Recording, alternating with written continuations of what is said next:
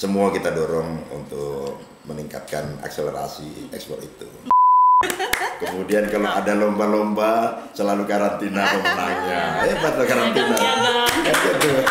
Kadang-kadang risikonya makin tegak karantina itu makin banyak orang yang nggak paham, masih banyak yang mengatakan salah tentang karantina.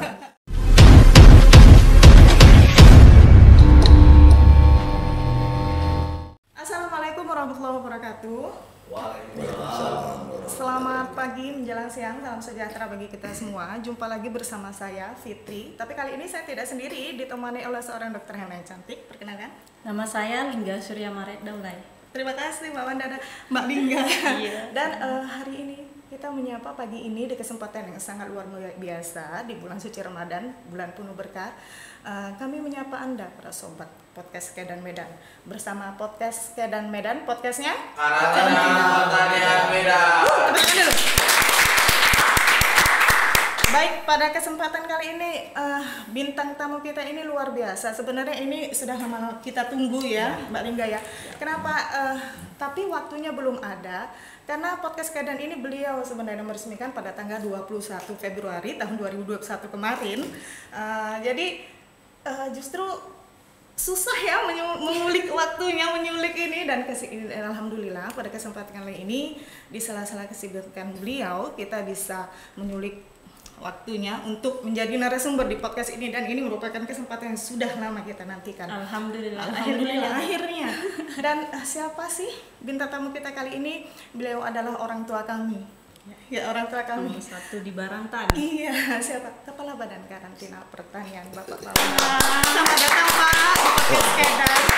Selamat, terima kasih. Dan sahabat Kedan, sobat Kedan, podcast ini bertujuan memberikan informasi apapun, tidak hanya tupoksi tentang karantina, informasi yang sedang terjadi saat ini.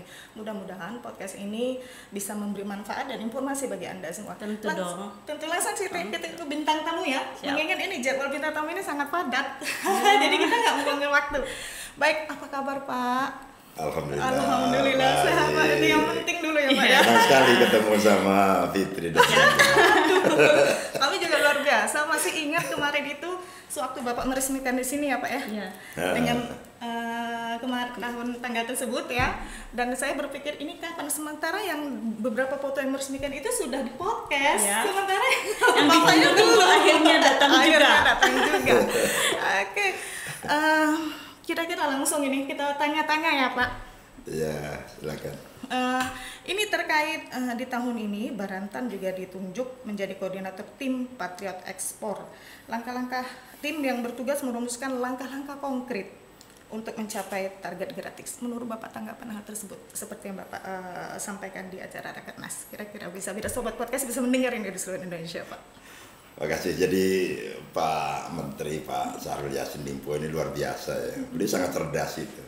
Melihat bahwa karantina pertanian itu di posisi terdepan di border untuk mengawal ekspor. Impor. Dan semua negara yang ingin mengimpor produk kita, yang ditanya pasti karantina. Sebaliknya pelaku-pelaku eksportir kita selalu minta informasi untuk mengekspor, itu yang ditanya juga karantina. Nggak ada terdepan untuk ekspor ya Pak. Jadi teman-teman karantina itu sangat memahami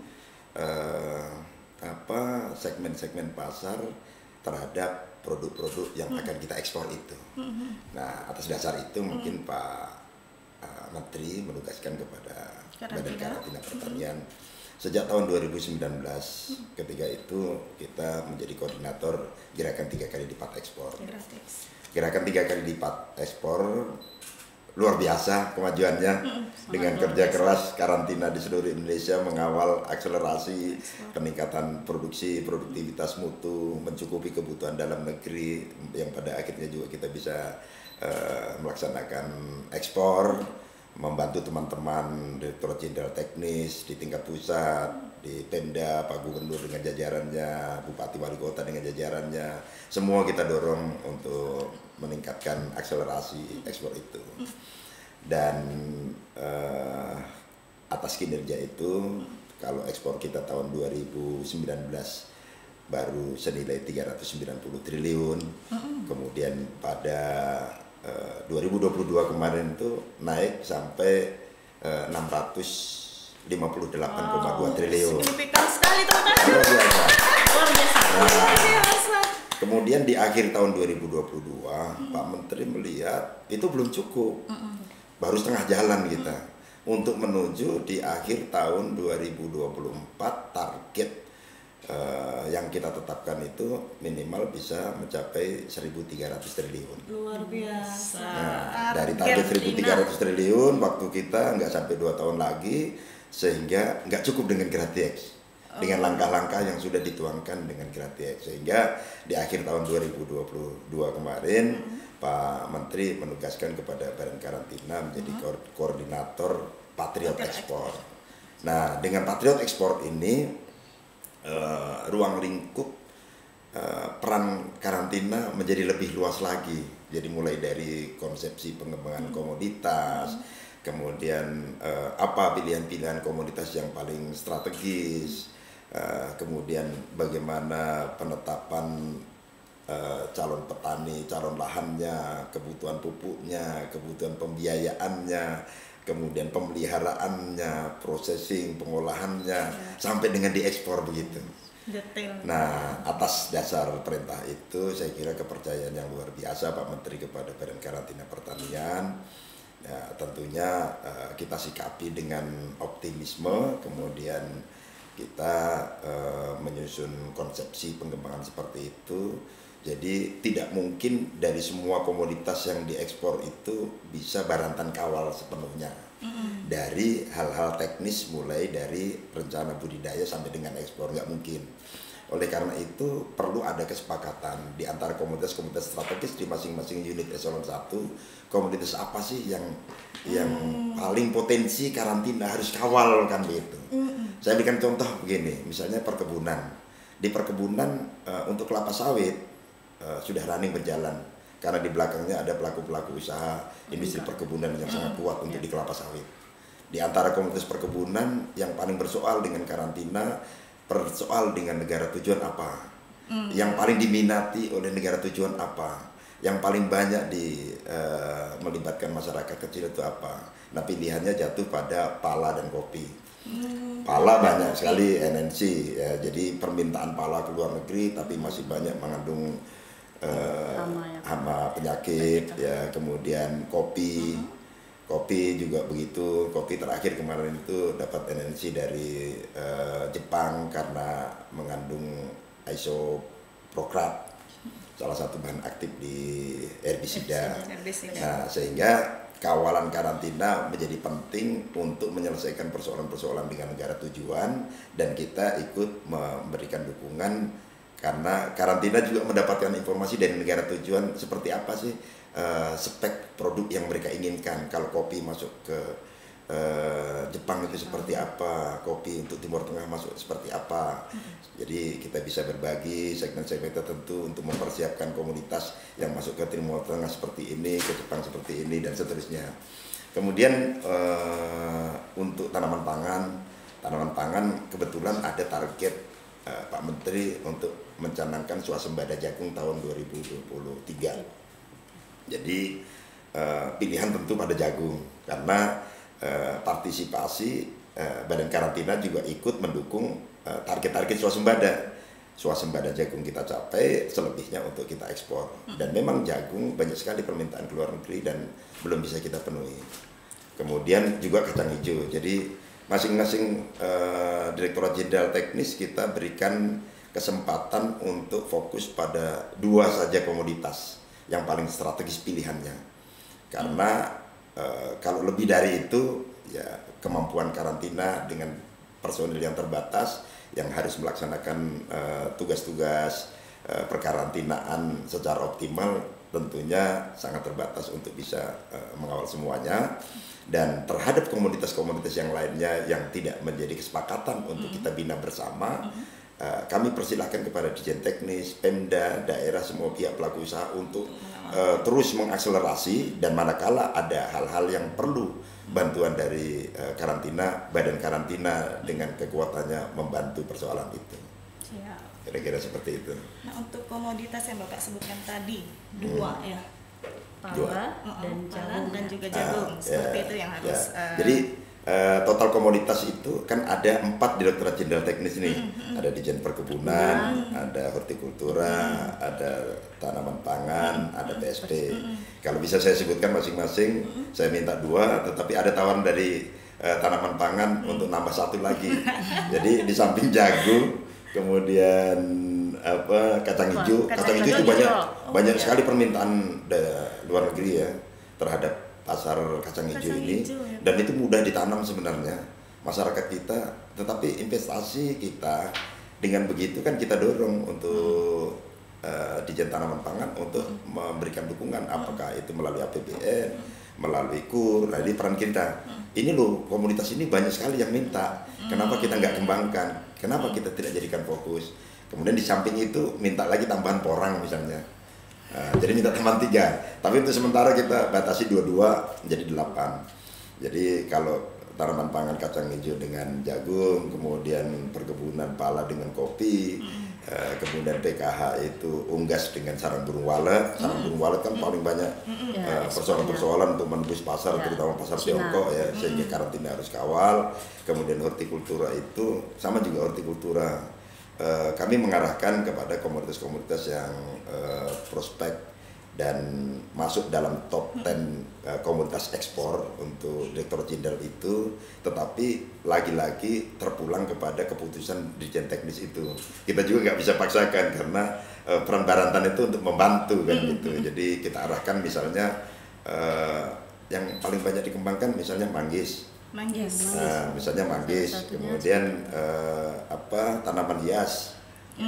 Itu sangat diminati juga, Pak. Tanaman hias itu sangat diminati dan nilainya sangat tinggi gitu. Orang mengekspor nggak perlu pakai kontainer, jadi kirim lewat pos. Dengan perdagangan online, ngirim 2 pohon, 3 pohon, tetap dalam layanan karantina, tetapi nilainya cukup signifikan. Tetapi jatuh pilihannya itu pada nanas kemarin, nanas dan pisang. Akhirnya kita mintakan karena nanas dan pisang itu lebih kepada kegiatan swasta yang sudah berjalan bagus. Ya, oke lah, salah satu sampel nanas, jadi nanas dengan tanaman hias begitu. Pak, terkait yang Bapak sampaikan tadi, kira-kira menurut Bapak langkah-langkah apa saja yang harus diimplementasikan oleh UPT Karantina untuk mensukseskan program tersebut?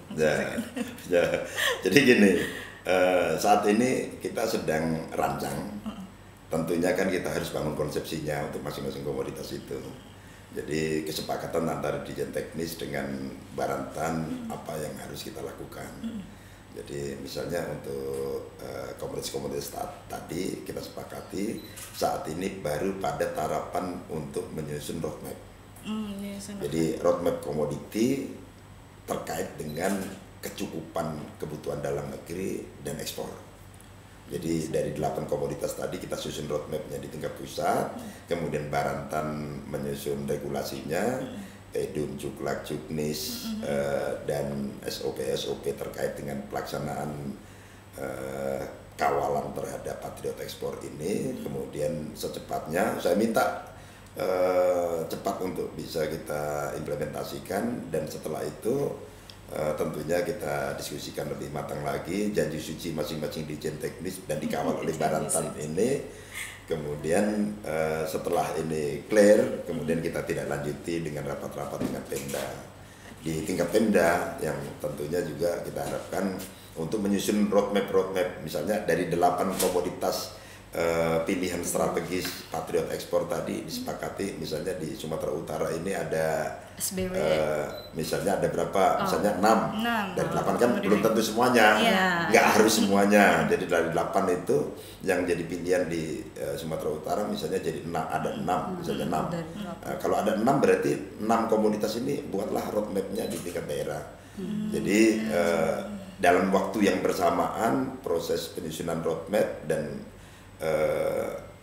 substansi pointer-pointernya itu kita sampaikan ke daerah, dan saat ini teman-teman karantina di setiap daerah sudah mempersiapkan untuk menyusun roadmap untuk di provinsi. Nah, berarti itu tugas di UPT. Nah, itu tugas di provinsi untuk menyusun roadmap yang memang komoditasnya relevan sebagai pilihan untuk akselerasi ekspor. Itu untuk meningkatkan Nah, itu ya Pak. nah setelah itu, nanti diikuti. Jadi kita menyesuaikan jadwal kunjungan Pak Menteri ke daerah.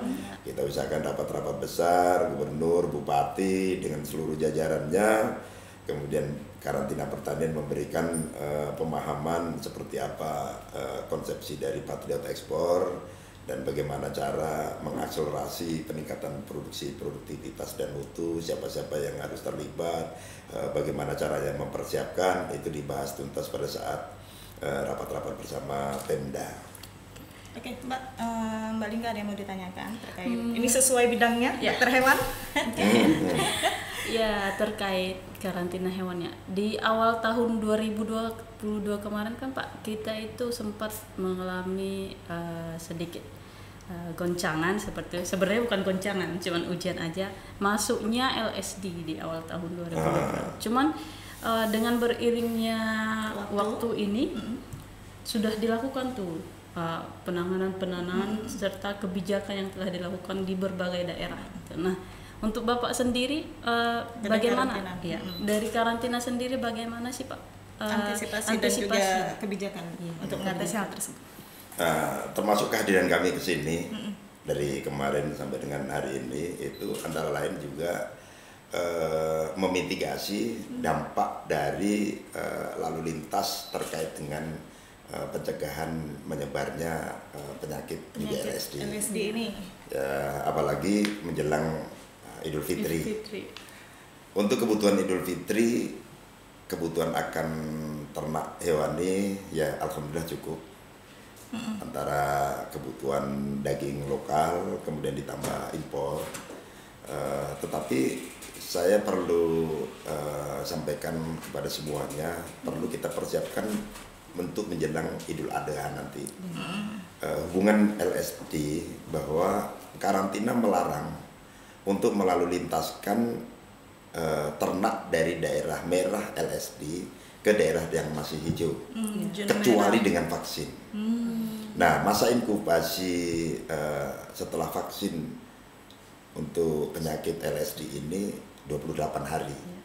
Sehingga minimal 20 hari seperti hari H di Idul Adha nanti sudah harus divaksin. Oleh karena itu kemarin kami berkunjung ke Jawa Timur, Jawa Tengah, daerah-daerah yang merah LSD untuk menyampaikan, juga menghimbau kepada Direktorat Jenderal Teknis PKH untuk segera menyalurkan LSD untuk kebutuhan secepatnya. Oke, untuk Lebaran nggak ada masalah, tapi kalau untuk Idul Adha nanti karena lalu lintas hewan hidup yang dibutuhkan, jangan kecewa kalau karantina melarang kalau Anda tidak melakukan mitigasi dari sekarang. Oleh karena itu kita mintakan vaksinnya segera drop ke Jawa Timur, segera drop ke Jawa Tengah, sosialisasikan, lakukan gerakan vaksinasi di Jawa Timur, Jawa Tengah, juga daerah-daerah yang LSD seperti di Pekanbaru, tetapi Pekanbaru kan bukan daerah untuk mengeluarkan ternak, masih memasukkan juga di sini. Jadi pada Idul Adha ke depan Sumatera Utara juga daerah yang sorted untuk hewan kurban. Daerah-daerah pulau di Sumatera ini masih sorted untuk hewan kurban yang kemungkinan didatangkan dari daerah-daerah luar Pulau Sumatera yang surplus, antara lain harapannya Jawa Timur, Jawa Tengah yang merah.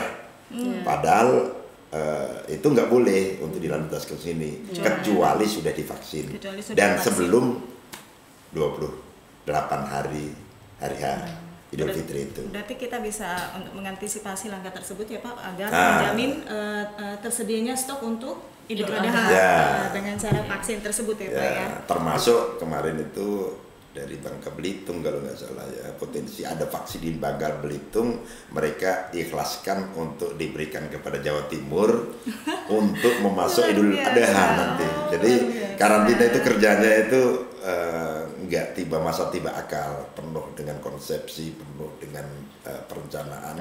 Karena karantina bekerja sesuai aturan undang-undang yang nggak boleh ditawar-tawar. Ya kadang-kadang risikonya makin tegak karantina itu makin banyak orang yang nggak paham, masih banyak yang mengatakan salah tentang karantina.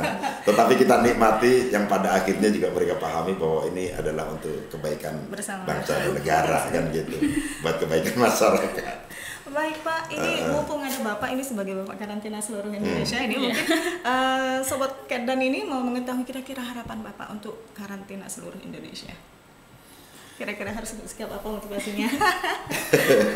Untuk petugas semuanya ini, biar didengar ini karantina seluruh Indonesia. Saya ucapkan terima kasih bahwa peran seluruh jajaran karantina di seluruh Indonesia memberikan kontribusi positif terhadap akselerasi kemajuan pertanian menuju yang mandiri, maju, modern, kan gitu ya. Tetapi tentunya kita nggak puas sampai situ. Banyak hal kinerja karantina dari sisi serapan anggaran kita yang paling tinggi dari seluruh eselon 1 lainnya. Kemudian kalau ada lomba-lomba selalu karantina pemenangnya. Hebat loh karantina. Kemudian kalau ada Pak Menteri datang, tamu-tamu yang datang paling agresif karantina. Jadi karantina itu selalu saya pesankan kepada adik-adik semua anakku di seluruh Indonesia, makin banyak tugas itu anugerah, makin bagus, tangkap perintah-perintah itu, bila perlu minta tugas apalagi yang harus diselesaikan. Luar biasa. Kuncinya tadi tangkap tugas ya. Jadi tetap semangat jaga NKRI. Termasuk Mbak Fitri pengen pindah ke Jakarta, tangkap itu. Ini sudah di kode-kode. Aduh. Buyar saya. Ini sudah di kode Pak. Tapi sebelum kita closing, kami mohon satu kata untuk podcast Kedan. Kedan ini tadi saya lupa menjelaskan, Kedan ini artinya bahasa Medannya itu teman Pak. Mungkin teman. Teman. Satu kata untuk podcast Kedan Medan. Lebih dikit. Ya.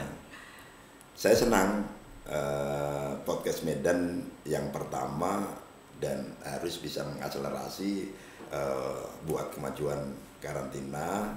Dengan podcast-podcast ini hadir juga podcast-podcast di semua wilayah kerja karantina, sehingga sosialisasi tentang tugas pokok fungsi karantina bisa disebarluaskan kepada publik, kepada seluruh masyarakat Indonesia, sehingga tidak ada yang berkata salah tentang karantina. Luar biasa. Aduh. Ini saya sudah dikode, masih banyak sebenarnya pertanyaan yang ingin disampaikan, cuman tim udah dikode terkait jadwal narasumber kita hari ini. Baik Pak Bambang, terima kasih banyak atas waktunya sudah berkenan hadir di podcast Kedan ya sebagai narasumber. Mungkin kita tunggu kedatangan beliau, nanti setelah ada kunjungan lagi kita cari lagi. Mudah-mudahan.